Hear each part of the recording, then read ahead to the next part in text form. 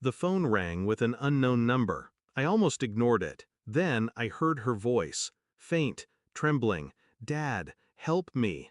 My chest locked. "Where are you?" Static. A breath. Then, "Mom drove me to the desert. She took my phone and water. She said, 'I'm not her biological daughter. She left me here.'" My grip tightened until the phone hurt my hand. She whispered again, "I found an old man's phone. I sent you the location." I was already moving. Keys, engine, tires screaming against asphalt.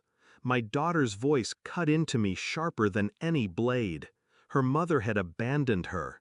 Not metaphorically, not emotionally, literally. And behind the words, "not her biological daughter," I felt the ground inside me begin to crack.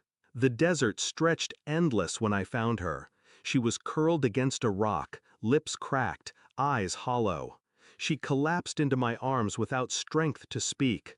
I carried her back, silent. My hands shook on the wheel, but my voice stayed calm when I told her to rest. At the hospital, they spoke of dehydration, shock. She would recover, but I wouldn't. Her mother never called, never asked. Her silence said everything. At home, I watched her. She avoided my eyes, moving through the house like a stranger. Too careful, too rehearsed. And the words lingered, "not her biological daughter." Why would she say that to a child? Unless it was true. Unless she wanted to cut her free from me, because she never belonged to me. The betrayal began to breathe in the walls around me. I didn't confront her, not yet. Instead, I tested, quietly, calculated. I collected strands of hair, toothbrush bristles, sent them for DNA testing. I told myself it was paranoia, but my heart already knew. Her phone became my scripture. Hidden conversations with a man's name she never spoke aloud. Years of intimacy compressed into texts, photographs, trips I thought were errands, excuses that lined up too neatly. One message froze me. He thinks she's his, but she's ours. When she's gone, we'll be free. Gone. Not her child, not my child. Disposable. I carried myself in silence, playing the role, smiling when needed, answering lightly. But every second was preparation, every gesture a mask while the storm built beneath my ribs. She thought she buried her secrets in shadows. She didn't realize I had become one. The DNA report arrived in a plain envelope. I opened it at the kitchen table, hands steady. The truth lay in black and white.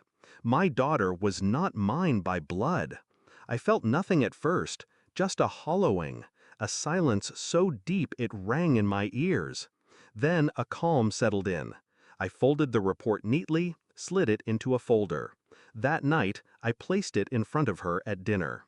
"What's this?" she asked, her voice casual. "Read," I said. Her eyes moved, paused, froze. The color drained from her face. "I can explain," she whispered. I leaned back, detached. "Explain how my daughter isn't mine. Explain why you left her to die in the desert." Her lips trembled. She looked small suddenly. "I thought it would be easier, for both of us, for me and him." The silence between us was heavier than any scream. I didn't rage. I didn't break. Instead, I slid her phone across the table, unlocked. Every conversation on display. Her affair, her plan, her intent to erase the one child she called an inconvenience. Her mask shattered, tears spilled. Her words came in gasps. "You don't understand. I was trapped. He loves me." I stood slowly, my voice flat. "No, you were never trapped. You chose this. Every lie, every betrayal, every wound." I told her what she didn't know. Every message, every report, every piece of evidence already forwarded. To the authorities, to the man's wife, to her family.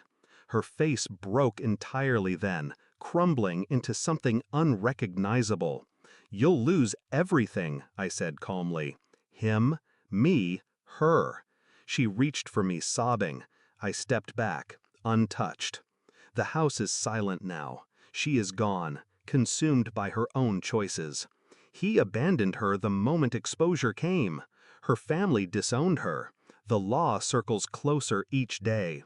My daughter sleeps in the next room, her breath steady. She is not mine by blood, but she is mine in every way that matters.